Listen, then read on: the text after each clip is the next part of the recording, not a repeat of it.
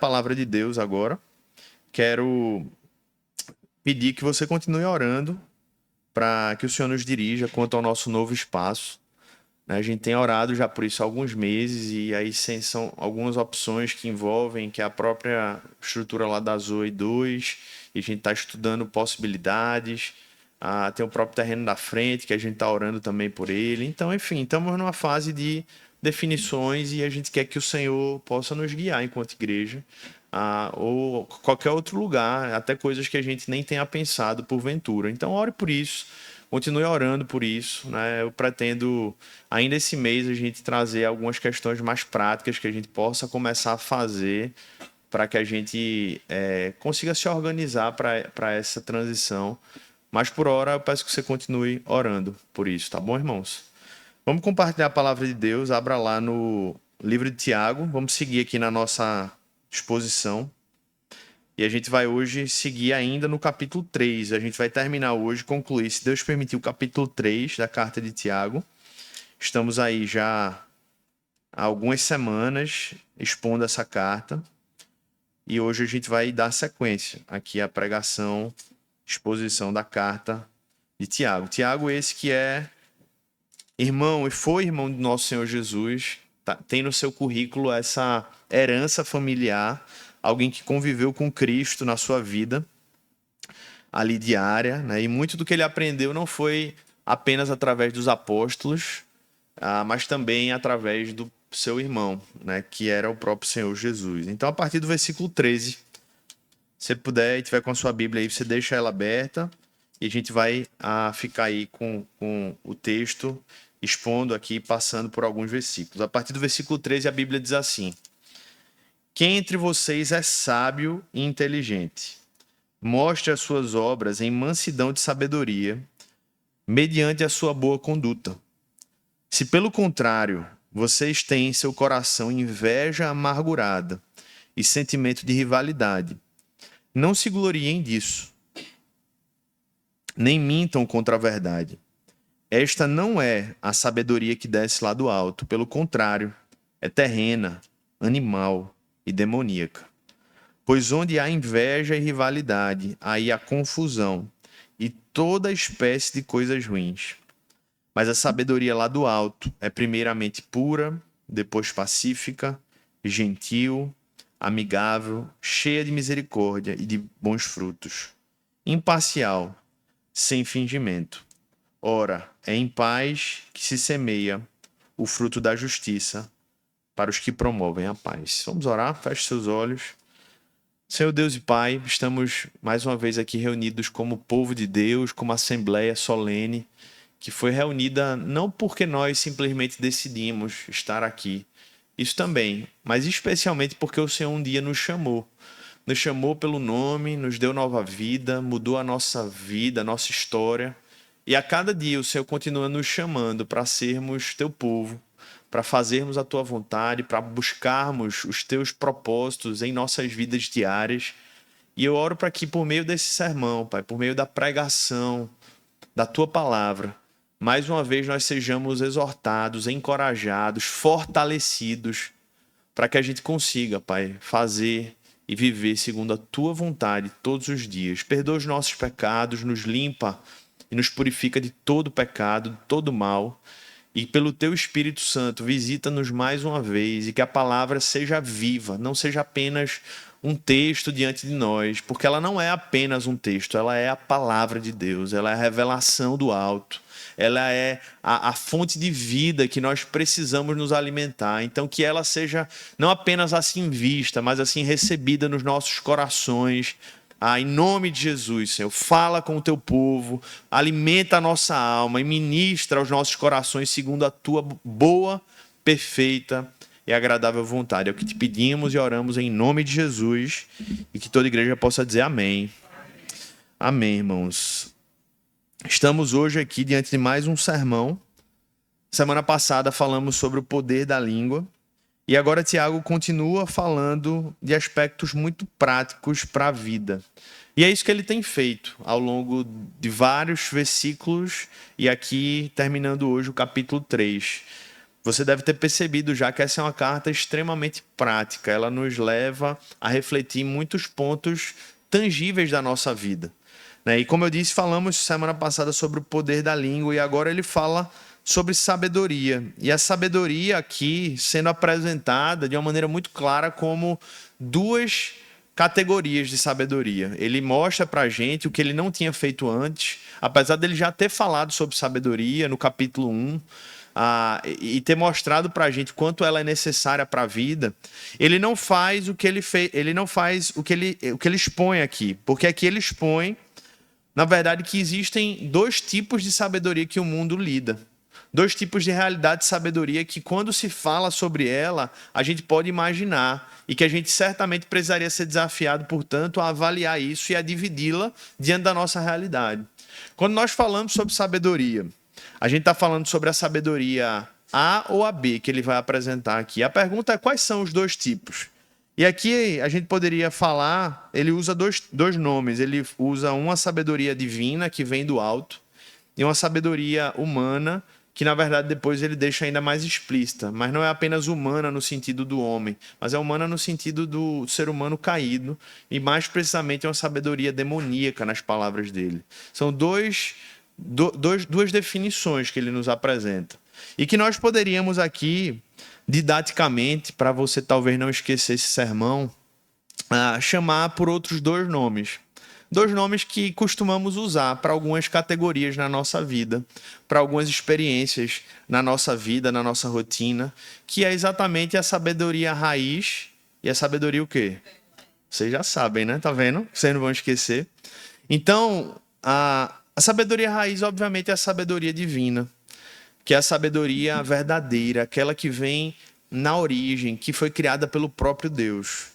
E a sabedoria Nutella é aquela que foi inventada, criada pelos homens, que varia, que muda, que é instável, que é a sabedoria, no final das contas, do próprio Satanás, do mundo, da carne.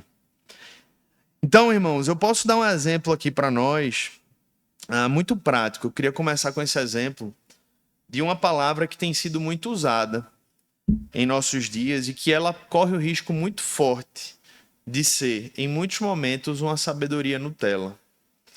Existe uma palavra hoje que está na moda que se chama inteligência emocional. Alguém já ouviu falar sobre isso? E vários profissionais prometem treinar pessoas na inteligência emocional. A maioria das escolas hoje abarcam ou querem abarcar como diferencial pedagógico, curricular, o que se chama hoje de inteligência emocional.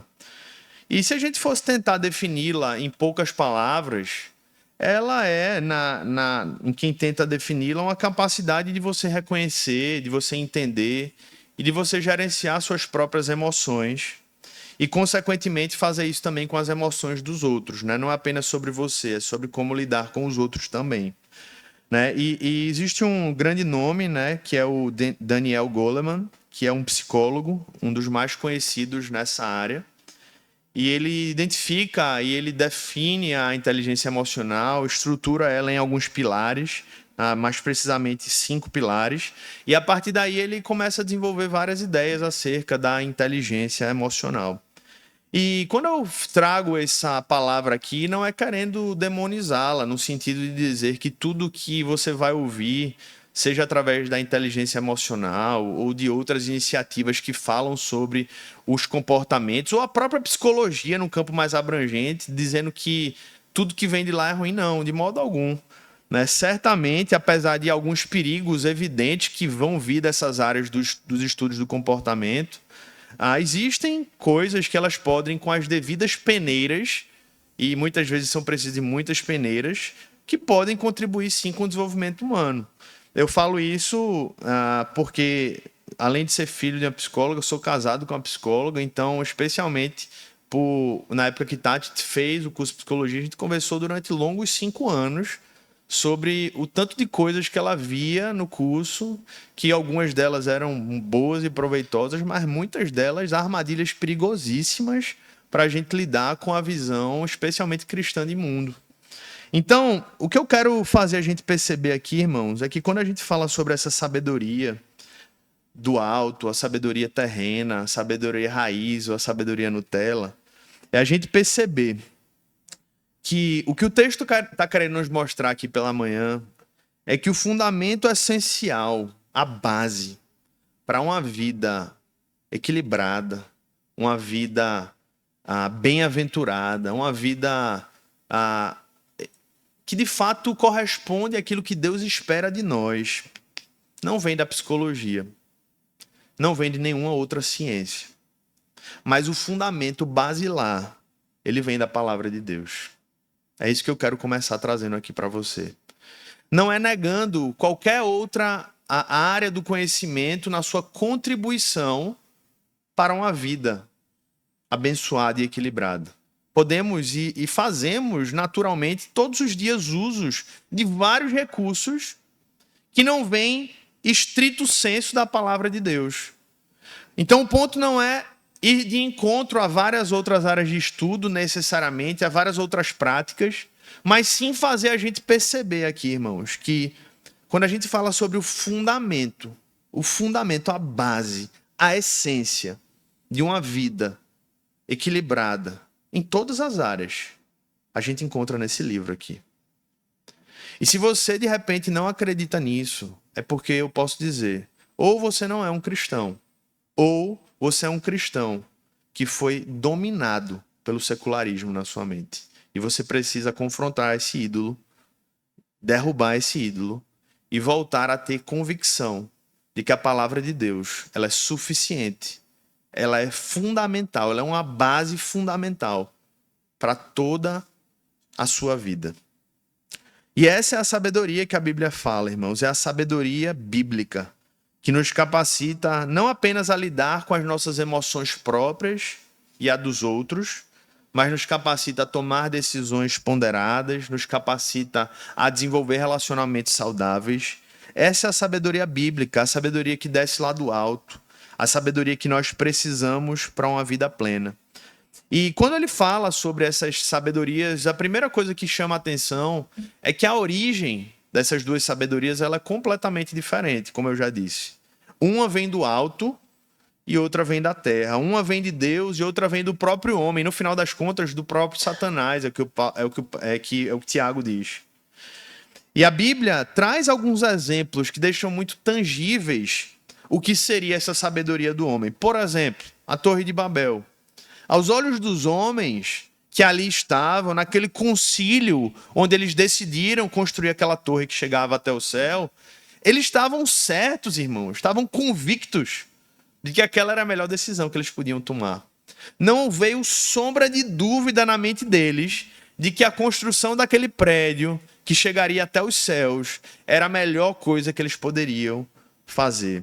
Mas a gente sabe o final daquela história. Ela terminou em fracasso, em confusão, em caos, porque Deus desfez todo aquele projeto e os dispersou e os confundiu em toda a língua. Então é um exemplo muito claro de coisas que o homem achava em sua sabedoria humana, que estava indo pelo melhor caminho.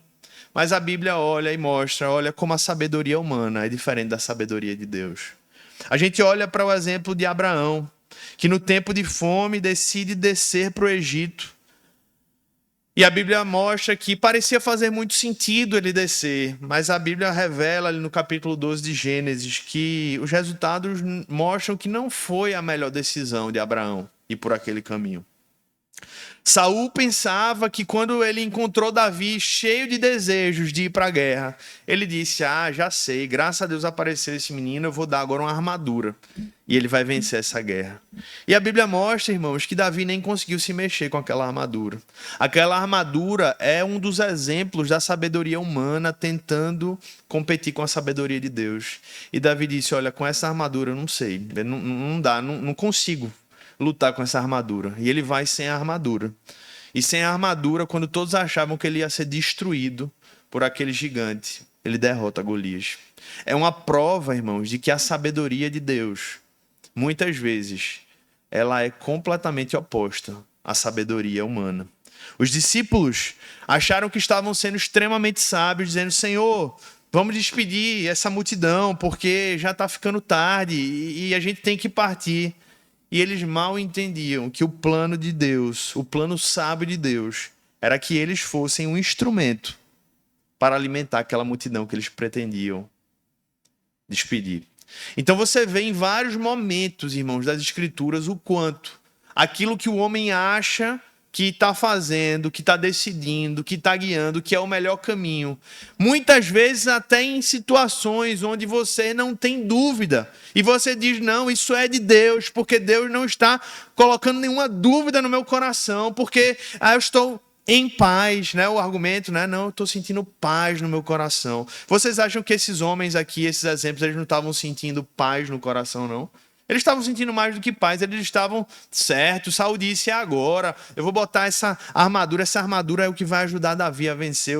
Os discípulos acharam que estavam no alto conceito com Jesus, fazendo o cerimonial de Cristo. Não, Senhor, vamos mandá-los embora, porque nós temos uma missão. E Jesus estava dizendo, mas a missão é vocês são vocês alimentarem essas pessoas. Então, irmãos, quando a gente fala sobre a sabedoria de Deus, a gente percebe por meio desses exemplos que nós corremos o risco muito, muito alto, extremamente elevado, de errarmos quando nós achamos que a nossa sabedoria ela é suficiente, sem duvidarmos dela. Mas a sabedoria de Deus, ela vem, e muitas vezes ela vem parecendo tolice para o mundo. É o exemplo de Davi. Como é que um menino desse vai lutar com um gigante? E pior, sem armadura. Mas é exatamente nesse contexto que a sabedoria de Deus é glorificada. A gente olha para a história e a gente vê um mundo, a partir do século XVII, século XVIII, onde o homem começa, mais ainda, mais do que nunca, a sentir orgulho do seu conhecimento, da sua razão, das suas conquistas, e embalado por esse otimismo, né, que vinha das conquistas, das descobertas, dos avanços, ele começa a dizer, agora o mundo vai ter solução. Agora a gente vai encontrar a solução para os verdadeiros problemas do mundo. Agora a fome vai ser erradicada, agora os conflitos vão ser sanados. E a gente vê os séculos avançarem e a gente chega no século XX e a gente vê que o resultado foi a quase destruição do mundo nas duas grandes guerras. O homem produziu diversas potencialidades, achando que agora a sabedoria dele resolveria o problema do mundo. E a gente vê exatamente o oposto acontecer. O mundo praticamente se autodestruir, se não fosse pela graça de Deus. Você acha que o mundo não acabou ainda porque surgiram acordos diplomáticos? É isso que você acha? É porque a graça de Deus refreou essas duas grandes guerras e está impedindo uma terceira. É por causa disso, irmãos. Porque se não fosse isso, se fosse apenas a sabedoria humana, esse mundo já não mais existiria. Nós já teríamos acabado com esse mundo. Mas Deus tem um propósito. Deus está conduzindo a história, então Ele vai, na sua soberania, conduzindo tudo para que a sua vontade seja guiada. Mas o que eu quero dizer, irmãos, é que essa sabedoria humana, terrena, como eu acabei de usar como exemplo aqui o nosso próprio século passado, ela não consegue resolver o problema da humanidade. O homem tem conhecimento, tem dinheiro, tem poder, desenvolve a ciência, mas é um ser ainda corrompido e mau. É um ser ainda mais amante dos prazeres do que de Deus. E a verdade é que o problema do mundo não foi o iluminismo. O iluminismo foi um dos expoentes que expôs quem nós somos. Mas o problema do mundo está lá no Éden. Começou lá em Gênesis, no capítulo 3, quando o homem decidiu, ele tomou uma decisão. Eu quero fazer e seguir a minha sabedoria. E eu quero rejeitar a sabedoria de Deus. E desde lá, essas duas sabedorias que Tiago fala, que é a sabedoria que vem do alto e a sabedoria terrena, elas estão em embate. E aqui entra o drama, irmãos, para a gente, enquanto discípulos. Porque para aqueles que são do mundo, eles estão imersos na sabedoria humana. Então esse caminho da sabedoria divina não faz sentido. É legítimo para eles que falar de sabedoria bíblica seja uma aberração. É o esperado deles. Na verdade, é isso que a gente deveria esperar, que eles coloquem todas as expectativas dele nas mais diversas ciências, nas mais diversas descobertas e esqueçam a sabedoria bíblica. É isso que a gente deveria esperar do mundo. O problema é quando nós, enquanto igreja, fazemos a mesma coisa que o mundo. Quando a gente coloca toda a nossa expectativa na sabedoria humana. E a gente diz, a sabedoria bíblica é até algo bonito. É legal, mas eu acho que não se aplica muito na minha vida. Eu acho que não é muito tangível para mim. Então, quando eu tenho um problema conjugal, não, eu quero procurar logo ali um livro mais prático e eu quero ignorar o que a Bíblia fala sobre o que eu preciso mudar na minha vida.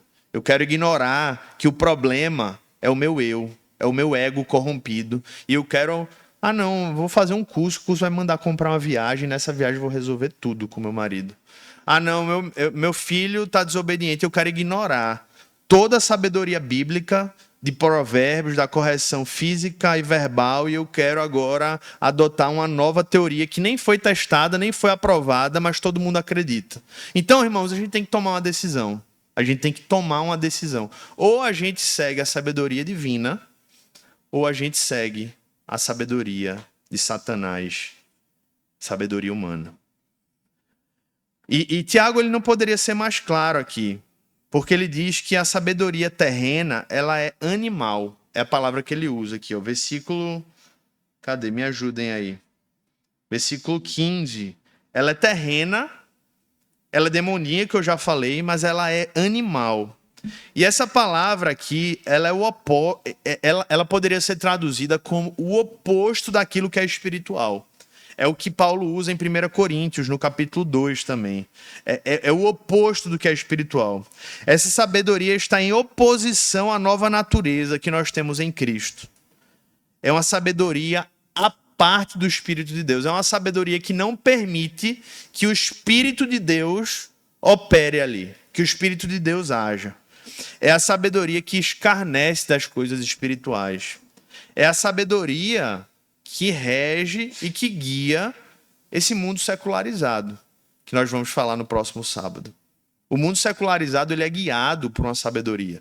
Porque, veja, nós não podemos também ser... Qual seria a palavra? Menosprezar, irmãos, as pessoas que não conhecem a Cristo. Porque elas podem não ter a revelação plena do Evangelho, mas elas são dotadas de algum modo da imago Dei, da imagem de Deus. Então existe sabedoria nelas também. O problema é que essa sabedoria ela é canalizada para os propósitos errados. E é justamente isso, que com o propósito errado e com o fundamento errado levam para caminhos de morte. Mas por que eu estou dizendo isso? Porque quando o mundo vai por determinados caminhos, muitas vezes esses caminhos eles apresentam alguma lógica dentro do que eles decidem. Então não é sobre, olha como é escancarado em muitos momentos. Não, tem momentos que são decisões sutis, que são coisas pequenas, que são coisas que a gente ali não percebe, a gente ouve um argumento e a gente diz, pois é, né? Eu tô achando que... não, porque... Como é que eu vou ensinar meu filho sobre... Como é que eu vou disciplinar meu filho fisicamente e depois ele vai me perguntar se é errado bater. Acho que eu não vou bater não, porque a disciplina física ele vai achar. E aí você começa a ir por essa linha. Aí deixa eu dar um exemplo. Aí você bota ele de castigo. Não corrige fisicamente. Veja a comparação. Aí você pode usar o mesmo exemplo para dizer, se fosse um adulto, você colocando a criança de castigo ali, sem correção física, mas botando no quarto, qual é o nome se você fizesse isso com um adulto? O nome disso é cárcere privado. Dá para entender? Ou seja, não dá para comparar as categorias. Não dá para você usar argumento, se eu bater no adulto, corrigir fisicamente no adulto é pecado, na criança não é. Não estou entendendo, é a mesma coisa. Se fosse assim, você não colocaria de castigo também, porque senão você está enquadrado em cárcere privado. Então, veja, são coisas sutis que a gente não percebe, mas que a sabedoria do mundo fica tentando enredar a gente. E você tem que parar para pensar um pouquinho. Peraí, faz sentido eu comparar essa questão de adulto para adulto, de adulto para criança? Não faz sentido. São pessoas que estão em fases diferentes de desenvolvimento e vão precisar ser tratados de maneira diferente. Então é um exemplo prático, irmãos, de como por vezes, a sabedoria humana, ela parece que tem elementos de verdade, mas se a gente para pensar um pouco mais, a gente usa a sabedoria que Deus nos dá. A gente diz, eu acho que eu estava sendo enganado. Eu acho que estavam me enrolando. Não é verdade? Não, porque não, o poliamor é a resolução dos problemas do mundo. Aí para pensar e aplica sendo a você a realidade. Imagina que o poliamor é só para outra pessoa e você não pode. Você já começa a dizer, opa, acho que esse caminho não é muito bom, não. Né? Mas o mundo, quando é para mim é bom, mas para o outro não, né? Para o outro, aí eu já vou ficar ofendido. Então veja, a gente precisa, irmãos, decidir. Porque quando a gente decide, nem sempre a gente vai ter todas as respostas. Mas é certo que a gente vai ter sempre a garantia de que mesmo que a gente não entenda tudo, em vários momentos, a gente vai sempre poder confiar que Deus escolhe melhor do que a gente. E foi isso que Adão e Eva não entenderam. Eles acharam, não, eu posso escolher melhor do que Deus. Eu quero escolher. E eles quebraram a cara. Eles quebraram a cara. E Romanos 1, no capítulo 1, 21 ao 25, quero ler com vocês, ele mostra pra gente o que é o resultado de um mundo guiado pela sabedoria humana. Porque, tendo conhecimento de Deus, não glorificaram como Deus, nem lhe deram graças. Pelo contrário, se tornaram nulos em seus próprios raciocínios e o coração insensato deles se obscureceu. Dizendo que eram o quê? Sábios. Dizendo que eram sábios, se tornaram tolos. Esse é o mundo. Eu sou sábio. Eu sei resolver todos os meus problemas. O casamento tá ruim, separa. É o mais fácil, é o mais óbvio. Como eu poderia viver numa relação que eu não sou feliz a todo momento? É o que o mundo diz. E a gente olha para a palavra de Deus e a gente lembra que nós não fomos salvos para vivermos para nós mesmos, mas para vivermos por aquele que nos chamou das trevas para a maravilhosa luz. E trocaram a glória do Deus incorruptível por imagens semelhantes ao ser humano corruptível, às aves, aos quadrúpedes, aos répteis. Por isso, olha o que Deus fez, irmãos. Os entregou à impureza pelos desejos do coração deles, para desonrarem o seu corpo entre si. Eles trocaram a verdade de Deus pela mentira, adorando e servindo a criatura em lugar do Criador, o qual é bendito para sempre. Amém. Então, o que a sabedoria humana faz é trocar a verdade de Deus pela mentira. Trocar a verdade de Deus pela mentira. Então, eu acho que a gente, irmãos, às vezes a gente precisa ser mais, nas palavras de Hermann Doiver, um filósofo e teólogo, sermos mais antítese do mundo. Hoje, boa parte da fé cristã está se esvaindo, como lá na Inglaterra, porque a gente esqueceu que a gente não é chamado para ficar fazendo sínteses, ficar sempre achando as soluções mais políticas, mas a gente é chamado para ser antítese do mundo. O mundo tem uma tese, a gente é antítese. E não é para formar uma síntese, isso é marxismo. É para a gente dizer, é aqui mesmo. Vocês estão desse lado, e não é para a gente se juntar e chegar no meio termo, é para vocês virem para cá. É para vocês saírem das trevas e chegarem na luz. Não é para a gente achar um meio termo. Não é para a gente dizer, o mundo não está gostando muito da igreja. Vamos transformar a igreja num ambiente mais parecido com o mundo? Vamos botar um jogo de luz, vamos botar um gelo seco, vamos fazer parecendo uma boate, porque assim a gente vai atrair mais. E a gente faz uma síntese. Não, irmão, nós somos antítese. Nós somos antítese. E é na antítese que o mundo impacta o evangelho. Vocês já ouviram o testemunho de Rodolfo Abrantes? Eram as irmãs do Coque. Quando oraram por ele, ele disse, é isso que eu preciso. Eu preciso dessa mudança na minha vida. Eu preciso da antítese. Eu preciso da antítese na minha vida. E a antítese é Cristo, irmãos. É Cristo. E é essa sabedoria que ele dá, que ele nos dá. Então vamos avançar aqui. Essa sabedoria ela tem origens diferentes, mas ela tem características diferentes. E isso é muito importante porque a gente só vai poder distingui-las quando a gente perceber essas características. Quais são essas características? A falsa sabedoria ela se manifesta por uma inveja amargurada. É o que o versículo 14 diz. A sabedoria humana ela está sempre invejando e está sempre vivendo de maneira amargurada. A sabedoria do mundo está sempre dizendo para você mesmo, se promova, você é melhor do que os outros. Você é capaz, você pode. Você é o cara. E eu não vejo o evangelho dizendo isso pra gente em nenhum momento. Eu vejo que ele nos dá valor e dignidade, amém, porque Cristo nos dá dignidade, mas não é pra gente ficar dizendo, olha como eu sou bom, olha como eu sou melhor. Não, isso é Satanás que fica falando, irmãos.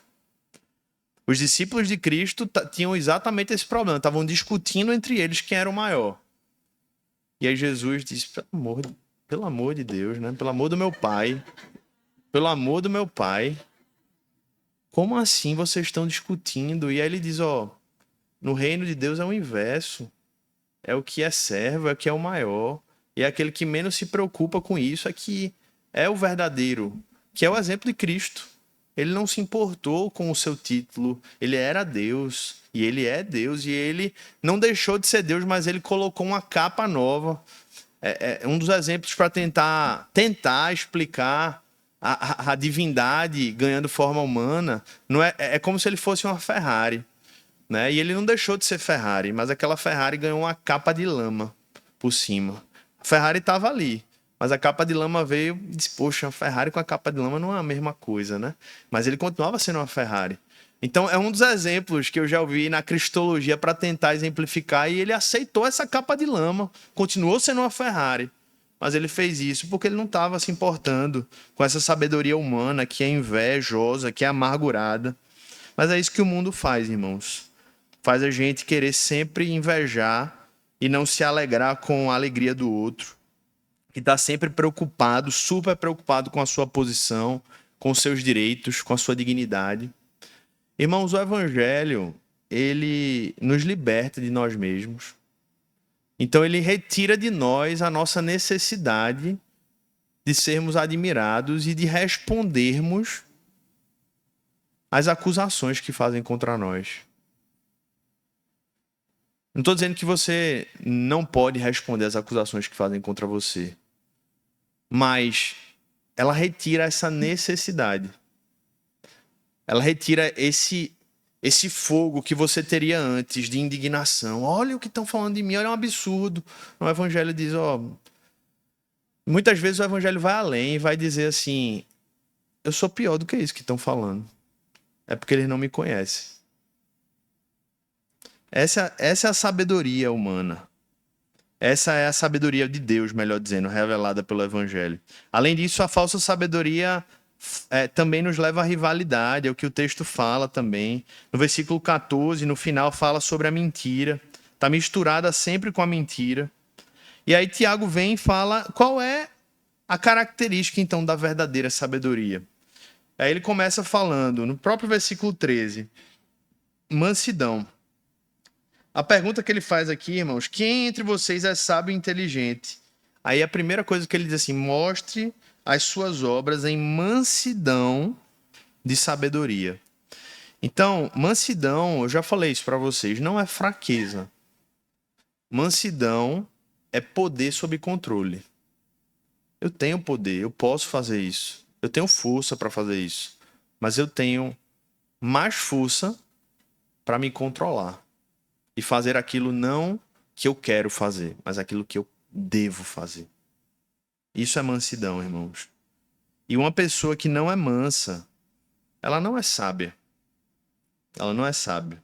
Mansidão é o uso correto do poder. E Jesus foi isso. E ele disse que uma das poucas características que a gente vê explícitas do coração de Cristo no seu ministério é a característica de ser manso e humilde de coração. E ele falou que bem-aventurados são os mansos. Então, não tem como ser sábio sem ser manso. Não tem como. Se você é explosivo, se você não tem domínio próprio, você nunca vai ser sábio. Amém? É o primeiro passo. Se isso não mudar, se o evangelho não mudar isso no seu coração, você vai continuar sendo tolo. Você não vai dar o primeiro passo para ser sábio. Antítese, irmãos. Não me olhem com essa cara. Tolo é tolo e sábio. É o que a Bíblia usa. É porque a gente tá mal acostumado, né? Com as palavras. A gente não é falta de sabedoria, é tolice. A Bíblia trabalha em categorias de antíteses. É o sábio e o tolo. É o ímpio e o filho de Deus. É o império das trevas e o império da luz. São antíteses. A Bíblia é baseada em antíteses. A pureza, irmãos. Versículo 17. A sabedoria, além de mansidão, ela traz pureza. Né? É essa pureza que vem da obra do Espírito Santo. A pureza que vem do Senhor, que nos faz puros pelo seu Espírito e pelo seu sangue. Versículo 17 fala sobre paz ainda, porque a sabedoria ela não é contenciosa. Porque o coração da sabedoria humana é contencioso. Como assim? Deixa eu dar exemplos culturais e políticos. O marxismo ele é contencioso porque ele coloca as classes sociais em briga. O feminismo é contencioso porque coloca os gêneros em briga, em disputa. E você começa a parar para perceber que as maiores ideias do mundo elas estão sempre colocando pessoas em brigas, em disputas. O problema da sociedade é o patriarcado, é o homem contra a mulher. Então você vê que a sabedoria humana ela sempre produz guerra. E a sabedoria de Deus ela produz paz. Sujeitem-vos uns aos outros. Seja mulher, homem, seja escravo, servo. Todo mundo é chamado a se sujeitar um ao outro. Todo mundo. Essa é a sabedoria humana. Ela é gentil também, irmãos. Versículo 17. Ela é moderada, ela é razoável, né? Ela é amigável, versículo 17 ainda. E é interessante que se eu fosse traduzir aqui, eu usaria outra palavra. Porque no original, essa palavra amigável, ela quer ser utilizada como a ideia de ensinável. É uma pessoa ensinável. É uma sabedoria aberta à razão. Porque quem não é ensinável, irmãos, nunca vai ser sábio. Quem não está disposto a ouvir pessoas, nunca vai ser sábio. E não ser ensinável é orgulho, é soberba no coração. E é assim que a gente vê Cristo. A gente vê Cristo recebendo, sendo Deus, as crianças, os leprosos, os doentes, os publicanos, os doutores da lei, todos eles recebiam, todos ele travava diálogos. É claro que ele sempre tinha mais a ensinar, porque ele é o Senhor, ele é o Salvador. Mas ele sempre estava ouvindo ali. Ele era nesse sentido ensinável. Mas tem gente que é tão cheia de si que não escuta ninguém, não tem capacidade de ouvir, não tem capacidade de absorver informações, ainda que seja para dizer, vou pensar nisso. Nunca vai ser sábia. Nunca vai ser sábia se mantiver esse caminho. É plena de misericórdia, versículo 17. É cheia de bons frutos, versículo 17 ainda. Ou seja, é uma sabedoria que não é apenas teórica, irmãos. Ela gera mudanças na vida. O que é que a sabedoria de Deus tem provocado na sua vida de mudança? Será que você consegue olhar para a sua vida e dizer, olha, o fato de eu ter sido encontrado por Deus me fez uma pessoa mais sábia e mudou o meu comportamento dessa maneira. Antes eu era assim, antes eu não escutava ninguém, hoje eu escuto. Posso não escutar como eu queria, mas agora eu escuto pessoas. Antes eu era orgulhoso, agora eu tenho tentado me colocar mais disponível, né, para ouvir as pessoas. Versículo 17 diz que é imparcial, ela não é dividida ali, não tem aquela mente dividida, como a gente falou no capítulo 1, ela não tem fingimento, também fala aqui. Ela não fica fingindo a realidade, ela é ou ela não é. Enfim, irmãos, essas são as características que deixam muito claro que são, apesar de em alguns momentos parecerem semelhantes, elas são completamente diferentes. E é fácil de discerni-las. E por fim, elas produzem resultados também muito diferentes. Porque a sabedoria do mundo, ela produz problemas. Versículo 16, abre aí para a gente caminhar para o fim. Pois onde há inveja e rivalidade, são as características da sabedoria humana, o que é que ele diz? Aí é o quê? Confusão e toda espécie de coisas ruins.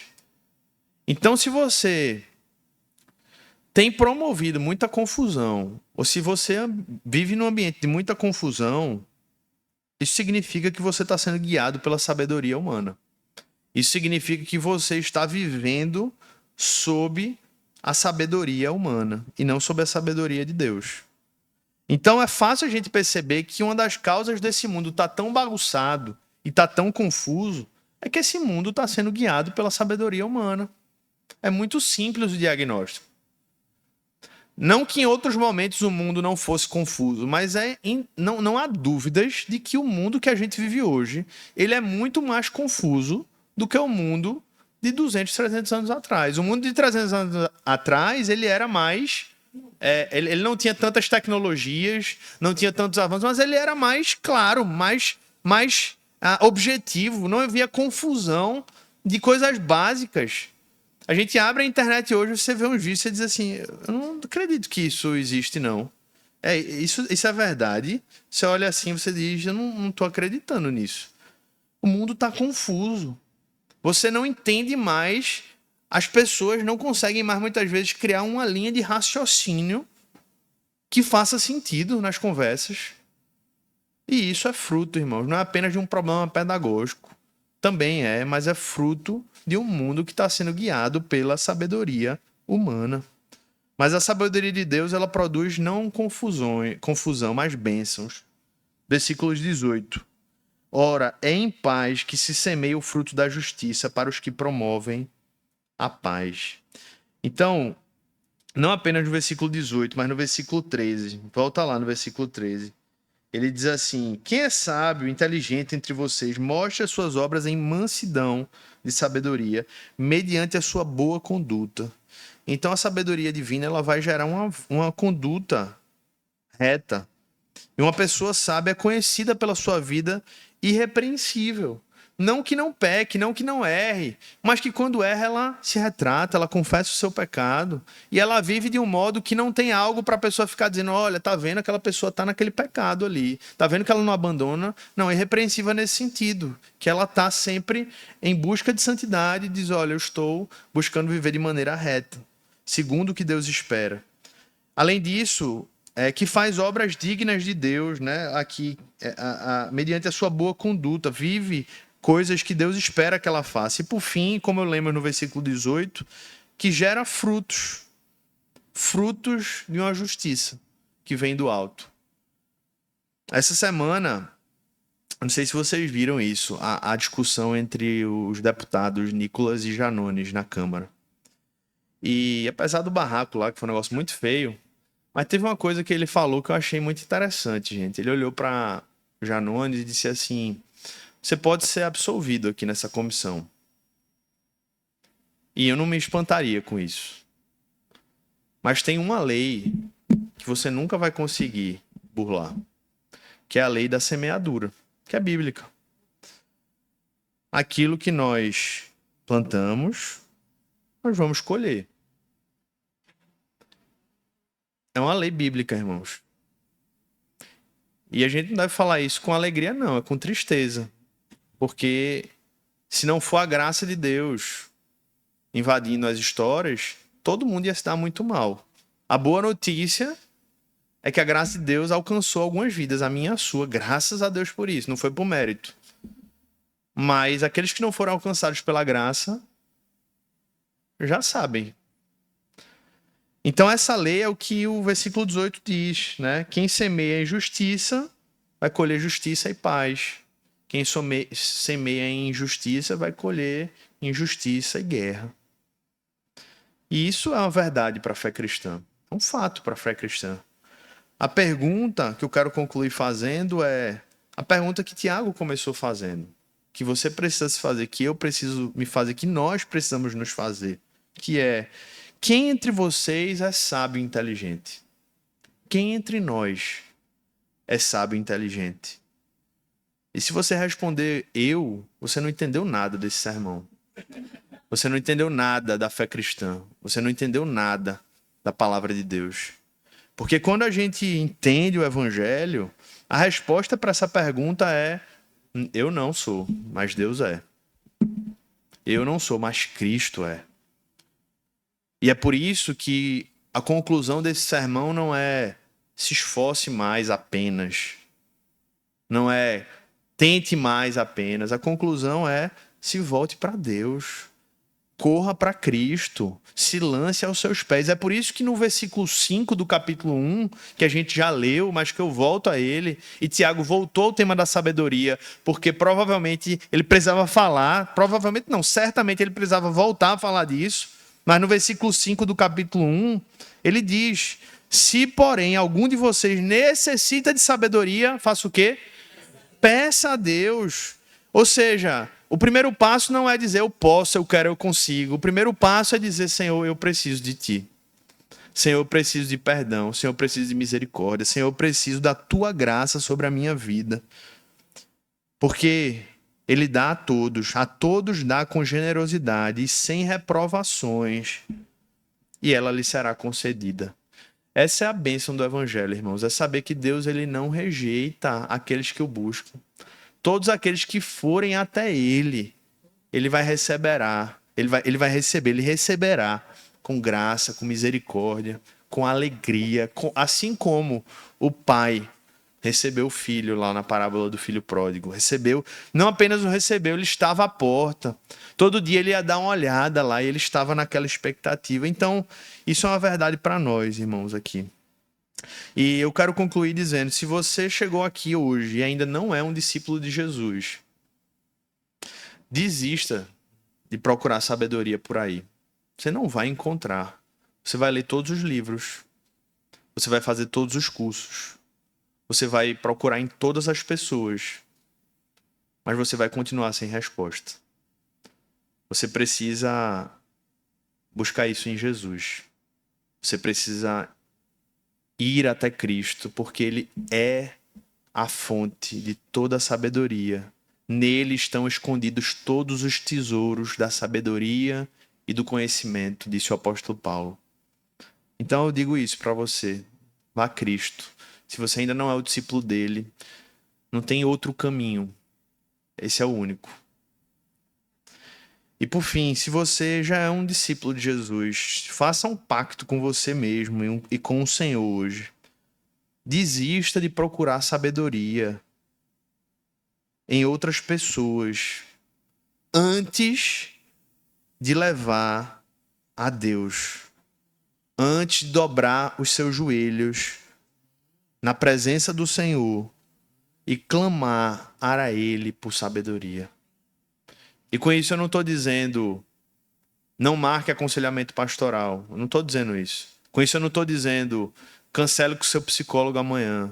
Não estou dizendo isso. Com isso eu não estou dizendo pare de ler o livro que você está lendo. Eu não estou dizendo isso. O que eu estou dizendo é que se você começou a fazer essas coisas antes de dobrar os seus joelhos pedindo a sabedoria, você começou errado. Você pegou um atalho. E você está sendo guiado pela sabedoria humana e não pela sabedoria divina.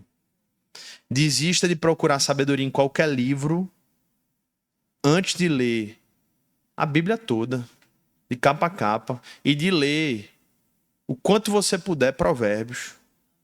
Leia, releia, leia e releia de novo, leia e releia de novo, até que você vai entender que aquilo que você estava procurando já estava lá. E aí um outro livro ou outro pode lhe ajudar. Tive um insight aqui legal, mas já estava lá em Provérbios. Já estava lá na Bíblia. E essa é a sabedoria raiz.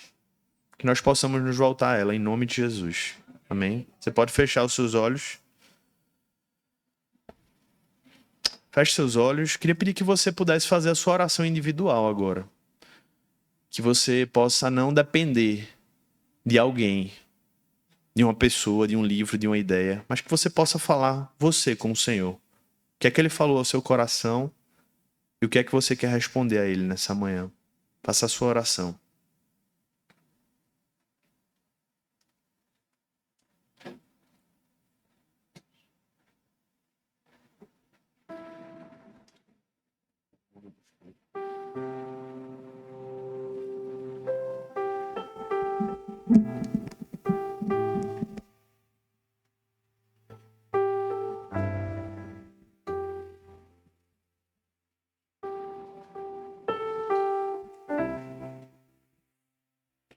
Senhor Deus e Pai, aplica a Tua palavra em nossos corações e nos dá a Tua sabedoria. Essa sabedoria que o Senhor disse que pode dar, quer dar, e que nós percebemos hoje, talvez, de uma maneira ainda mais clara, o quanto precisamos dela para a nossa vida. Tem misericórdia de nós, aqueles que ainda não se renderam a Cristo. Que seja essa amanhã, que seja hoje o dia de salvação e que seja hoje o início de uma vida de sabedoria na Tua presença. E aqueles que já andam ao Teu lado, mas que estavam perdidos, Senhor, desorientados, que possam se arrepender se eles consideraram outros caminhos antes de dobrar os seus joelhos na Tua presença. Que a partir de hoje nós possamos lembrar que o Senhor já nos deu tudo em Cristo, já nos revelou tudo na Tua palavra e que nós precisamos apenas crer o suficiente para dependermos do Senhor, Pai, todos os dias. Em nome de Jesus. Amém. Você pode ficar de pé e a gente cantar, encerrar esse momento aqui com essa música que é um louvor, mas é uma oração que diz assim: eu busquei no mundo, mas o mundo preencheu. Porque é só nele, é só através dele, é só através da sabedoria que vem dele. E é Cristo a nossa esperança. Vamos louvar o Senhor. Vamos encerrar assim. Tu busquei, mas não preencheu-me. Canções tão vazias, tesouros que um dia se consumarão. Então você veio e me trouxe pra perto. Todo desejo é satisfeito em seu amor. Não há nada, nada melhor, não há nada, nada melhor, não há nada, nada melhor que o meu Deus. Eu não tenho medo por minhas fraquezas, defeitos e falhas, não vou esconder, um amigo encontrei, Deus das montanhas, é o Deus dos vales, não há lugar que a sua graça não possa me achar.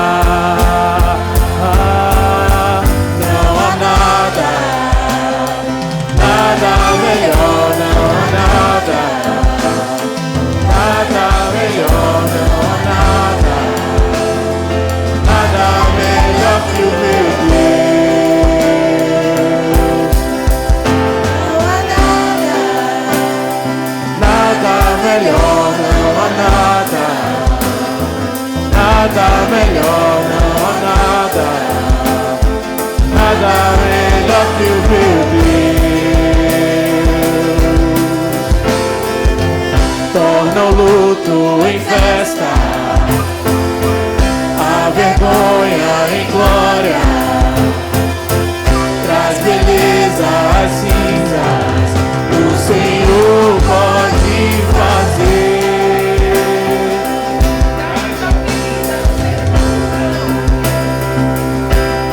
Nosso soldado faz do mar um caminho, o Senhor pode fazer.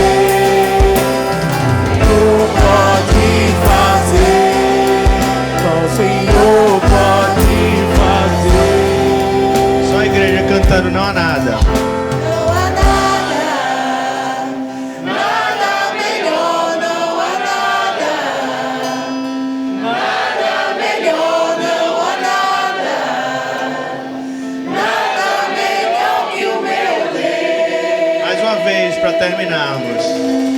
Não há nada, nada melhor, não há nada, nada melhor, não há nada, nada melhor que o meu Deus. Aleluia. Você pode louvar esse Deus. Seja glorificado, Senhor. Seja honrado no meio do seu povo. Aleluia.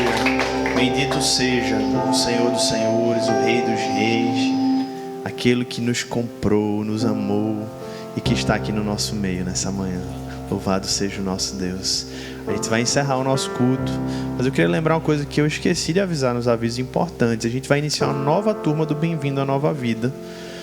Essa semana a gente vai divulgar, hoje à noite ainda, amanhã, o link de inscrição. Então, se você está chegando na igreja, né, deseja ser recebido como membro oficialmente ou ainda, né, ser batizado também, esse é o primeiro passo, é o primeiro encontro, e depois a gente direciona para os novos membros ou para o curso de batismo também, tá bom? Então, mais informações na nossa lista de transmissão. Se você não faz parte ainda, você nos informa para você participar, tá bom? Então, vamos... Aniversariante, obrigado. Já é oficial, né? Hoje um dia é Thaís, outro dia é Verônica. Vocês têm uma escala já entre vocês? Quem fez aniversário essa semana? A gente orar pelos aniversariantes. Alguém fez aniversário? Hoje é o de Messias e Carla, né? Vamos orar de novo por eles. Vem aqui que a gente vai orar com a igreja toda agora. É verdade, hoje é aniversário de DJ, bem lembrado. Vamos orar por ele aqui. Apesar da distância, a gente ora por eles também. Vamos orar por DJ e Ló. DJ está em viagem, né? Vamos orar aqui por eles. Aqui a gente vai orar agora com a igreja toda da vida de vocês. 17 anos, não é isso? 17 anos. Vamos orar aqui por eles e que o Senhor abençoe. Vamos orar por DJ também. Mais alguém? Não. Vamos orar então. Senhor Deus, mais uma vez. E agora hoje, no dia do aniversário, que eles completam 17 anos de matrimônio, junto com a igreja, com o povo de Deus, a gente pede que o Senhor os fortaleça, Senhor, livre-os do mal. E assim como foi pregado aqui, que a sabedoria divina, aquela que vem do alto, possa abençoar e vir como um presente para o casamento deles de uma maneira renovada nesse novo ano. Que eles possam testemunhar ainda mais esse ano. Senhor, tenho visto a tua sabedoria guiar as minhas ações, minhas reações, minhas decisões. Que a bênção do alto venha também, Senhor, com essa concessão do Senhor de sabedoria sobre a vida deles. Não apenas para o matrimônio, mas para a criação de Fernanda, que apesar de já estar aí grande, né, estar perto ali da vida adulta, ainda tem um tempo com eles. Que o Senhor continue usando eles para guiá-la nos teus caminhos. Abençoa esse lar, livra eles do mal, assim como te pedimos por DJ. Abençoa a vida do nosso irmão, que apesar da distância, nós intercedemos. Livra ele de todo mal, capacita ele para ser um marido segundo a tua vontade, um pai segundo a tua vontade, como tem sido. E abençoa ele para que todos os seus planos, decisões e ações também sejam guiados pela sabedoria do alto. É o que eu te peço. E eu oro em nome de Jesus. Amém, amém. E que o amor de Deus, a graça maravilhosa do Senhor Jesus e a comunhão e as consolações do Espírito Santo recaiam sobre todos nós desde agora e para todo sempre. Que Deus te abençoe rica e abundantemente. Vá na paz do Senhor e vamos juntos dizendo assim: seguiremos com fé, esperança e amor, reconciliados com Deus, através da maravilhosa graça de Jesus Cristo, vivendo no poder do Espírito Santo, sendo restaurados todos os dias pelo Evangelho, amando a todos que Deus colocar em nosso caminho e conduzindo apaixonadamente pessoas a Jesus Cristo. Maranata, ora vem, Senhor Jesus. Aleluia. Deus abençoe. Deus abençoe a todos. Uma boa semana.